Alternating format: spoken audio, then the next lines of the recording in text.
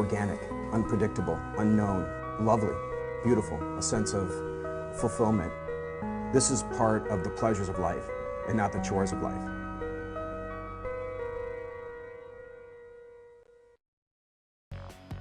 Tonight, live on Daily Iowan TV, 21st century music fans are going old school. Find out what trend is still holding on next. And art or activism. One statue is still a cause for controversy, but one committee is trying to move forward. Coming up.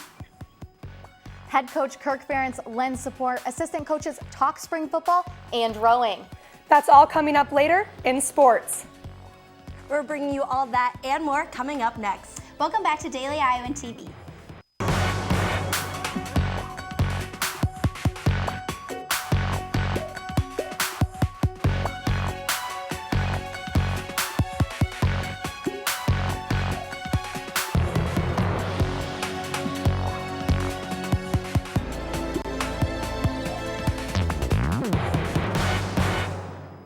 Good evening and thanks for joining us. I'm Michelle Nago. And I'm Mary Caldwell. A small aircraft managed to land on the front lawn of the White House in D.C. earlier today. The single pilot of the gyrocopter was taken into custody by U.S. Capitol Police. It turns out the pilot was Doug Hughes, a Florida postal worker who was trying to deliver letters to every member of Congress in protest of how money is used in campaigns. Well, today is that dreaded day, tax day, when about 150 million individuals file their tax returns. That's about 6 billion hours U.S. citizens spend on tax returns. Taxes were also on Iowa Senator Joni Ernst's mind. The senator addressed the nation's complicated tax system today. She said, "I'm committed to working with my colleagues to achieve common sense, comprehensive tax reform."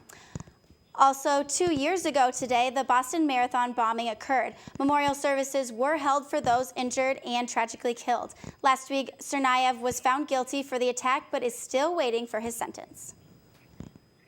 In recent years, our country has seen an increase in school shootings that have taken the lives of innocent students. We sent reporter Kramer Anderson to find out what the university does to inform students. You've probably seen it in the news recently. Another school shooting happening somewhere in America.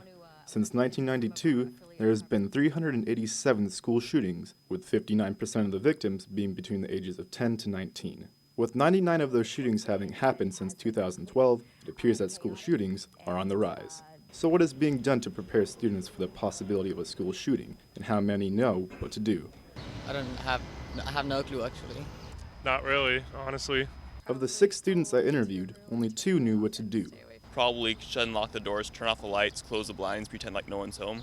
But of those 6, only 1 was aware of the university program to train individuals to act in response to a shooting. Along with the university's Hawk Alert system, the Violent Incident Survival Training Program was established following the Virginia Tech shooting in 2007. And so far, it has trained over 6,000 individuals. We do get quite a few students coming in every year to take the training. And really, also a lot of it is word of mouth. So it's not only the person that gets trained, but also they could help other people discuss the situation before it happens. It is unfortunate that school shootings are becoming more frequent in today's society. But with more training programs being offered at schools, hopefully it will result in saving more lives. Reporting from Iowa City, Kramer Anderson, Daily Iowan TV. If you want to learn more about the Violent Incident Training Program, you can contact the university's Department of Public Safety.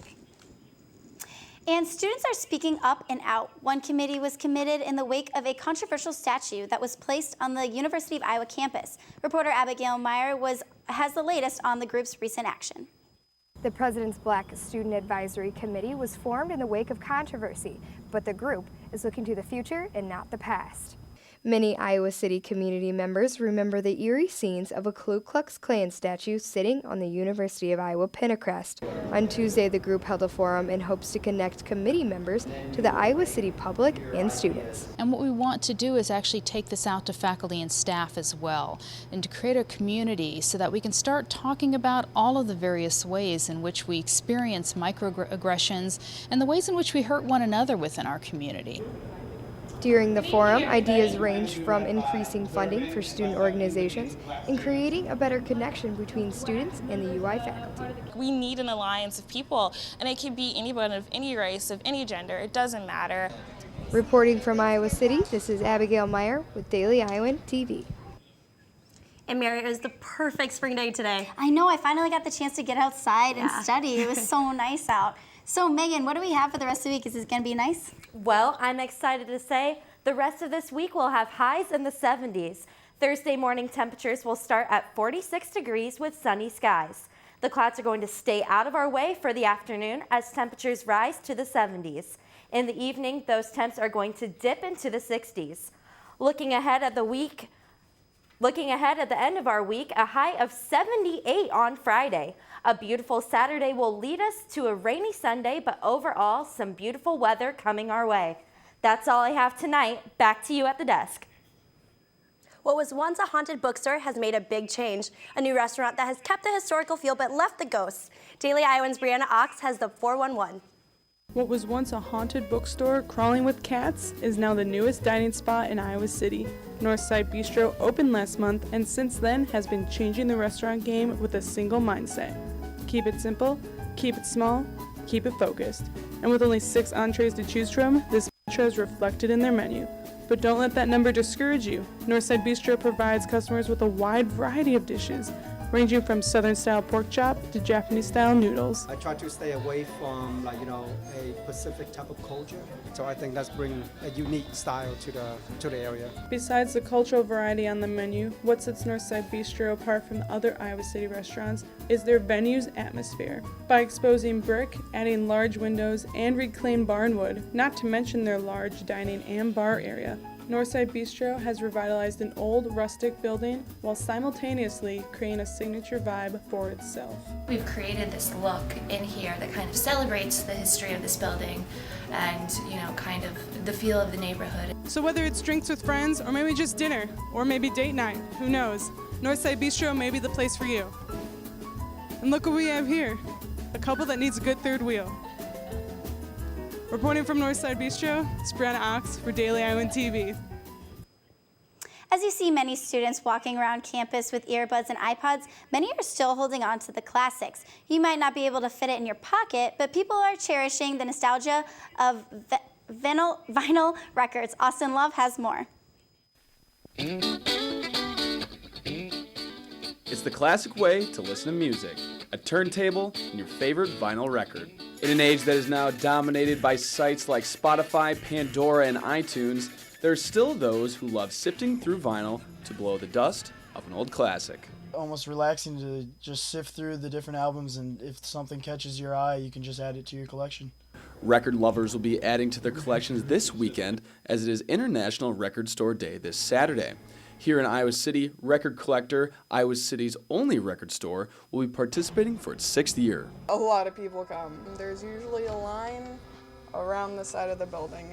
A record lover's Christmas, most of the items are only available once a year. Be stuff that has never been released before. It could be reissues of stuff that maybe hasn't been released for years, or there's only one issue of it out. Once thought to be a dying way to listen to music, has recently made a resurgence with a younger crowd. I guess a lot of people are into it really just for kind of the vintage appeal to it. I guess it's cool kind of to own a record. It's got kind of that sort of image and vibe to it. And even though you might not be able to fit it in your pocket, some choose it over the latest technology. I don't own an iPod. I like vinyl, yeah. Austin Love, Daily Iowan TV. The jury reached a verdict in the murder trial of former New England Patriots tight end Aaron Hernandez today. Hernandez was found guilty of first-degree murder of former semi-pro football player Odin Lloyd in June of 2013. He now faces life in prison without the possibility of parole. Evidence from Lloyd's death led to 2 more murder charges against Hernandez, and that trial is scheduled in May. And for some more sports news a little closer to home, we'll toss it over to Whitney Blakemore and Taylor Brooks in the sports studio. Thanks, Michelle and Mary. And to add to that, football head coach Kirk Ferentz lending his support in today's Big Ten teleconference to Hernandez's brother, DJ, a graduate assistant on Iowa's coaching staff. All you can do is lend support. And, it's a very tough thing for DJ to go through. DJ's a tremendous young man. Yeah, it's just, there are a lot of things that happen in life that are very tough to explain. Later on, we'll paddle along with the Iowa women's rowing team, but up first, the football team once again meeting with the media to discuss some spring pigskin. Offensive line coach Brian Ferentz is presented with the challenge of replacing some key figures in the lineup, with the loss of former offensive lineman Brandon Sheriff, who is expected to be taken in the first round of the 2015 draft, as well as Andrew Donnell. I think the biggest key for us right now is going to be developing some players to play on the outside for us. We're looking to replace both tackles. On the inside, we have a little bit more depth. We have a few guys coming back that have played significant minutes, started some games for us. That's not as pressing a concern right now. But the outside, certainly trying to find some guys to fill the big shoes that were left behind. Ferentz not the only coach faced with molding a younger squad. Defensive line coach Reese Morgan also faced with the task. They're working hard. They want to get better, and they're extremely coachable. So it's a really good group. This is practice number 10 tonight. We certainly have a lot of work to do, and we are making some mild improvement, but we have to have a little more sense of urgency about improving these next 6 practices. A lot of faces in today's press conference. Recruiting coordinator Seth Wallace also spoke. Wallace enters his second season as the coordinator and says not much has changed in terms of what they look for since his time as a graduate assistant back in 2006 to 2008. With recruiting and who we're looking for, what type of kid we're looking for, that really hasn't changed. Since I got back. The nice thing was, obviously being familiar with this program and, the type of kids that we've won with here. But we are casting a bigger net. We're being a little bit more aggressive on the front end. The Iowa women's rowing team has been making quite a splash this season, climbing the ranks to break the top 20. Hannah Thompson went out on the water with the team to see how they've been progressing. The Iowa women's rowing team has taken to the Iowa River for years, gliding up and down in an effort to reach ranked status within the NCAA circuit and national rowing. This year, their goals are nearly met as they sit close to the top 20 rank with the rest of the season to get there.